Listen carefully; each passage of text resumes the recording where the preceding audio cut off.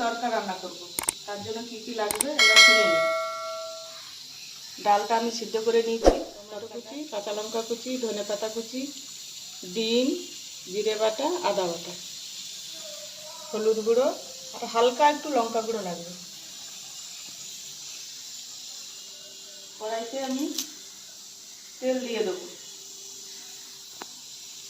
প্রথমে আমি ডিমটা ভেজে নেব। অল্প তেল দিয়ে আমি আগে ডিমটা ভেজে তুলে নেব।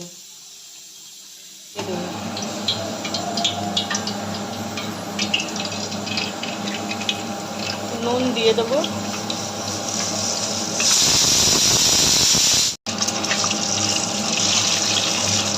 ডিমটাকে নাড়াচাড়া করে একটু ভালো করে ভেজে নেব।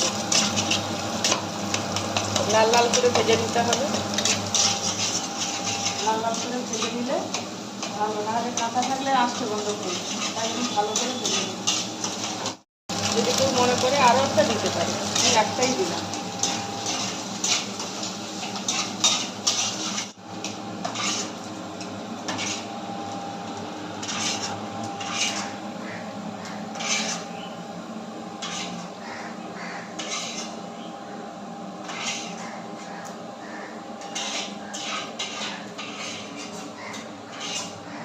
চুলা হয়ে গেছে, এবার আমি অল্প তেল দিয়ে দেবো। বেশি দেবো না, অল্পই দেবো। চিনি দিয়ে রং করে নেব।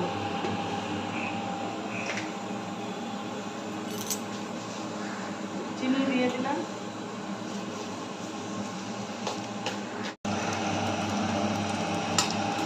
তেল হয়ে গেছে, আমি চিনিটা রসুন দিয়ে দিলাম। রসুনটা হালকা করে ভেজে নেব।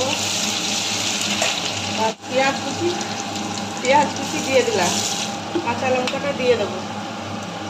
কাঁচা লঙ্কা দিয়ে দিলাম।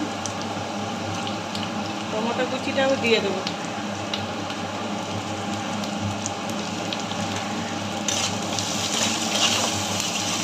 টমেটোটা গলবে, গলার জন্য আমি তাই নুনটা দিয়ে দিলাম।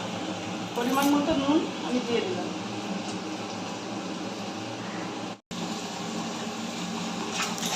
পেঁয়াজ টমেটো ভাজা হয়ে গেছে, এবার আদাটা দিয়ে দেবো। আদা, জিরে আর হলুদ দিয়ে দেবো। আদা, জিরে, হলুদ দিয়ে দিলাম। পরিমাণ মতোই হলুদটা দিতে হবে, যাবে না, হালকা করে ভাজতে হবে। বেশি ভাজলে ভালো লাগবে না, তাই মিডিয়াম ভেজে দিতে হবে। খুব বেশিও না, খুব কম না। হালকা একটু জল দিয়ে দেবো। তেল ছেড়ে গেছে, অল্প জল দিয়ে দেবো।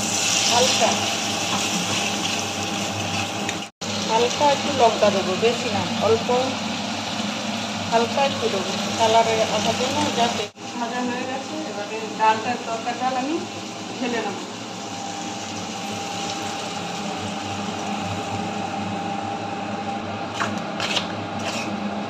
ডিমটাও দিয়ে দেবো।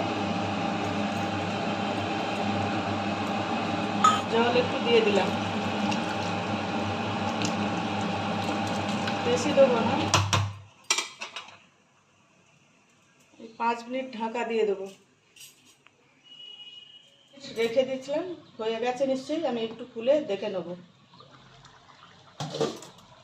দেখুন হয়ে এসছে। করে দিয়ে দেবো।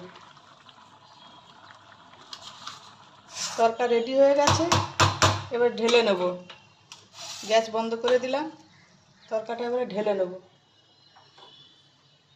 ঢেলে দিলাম।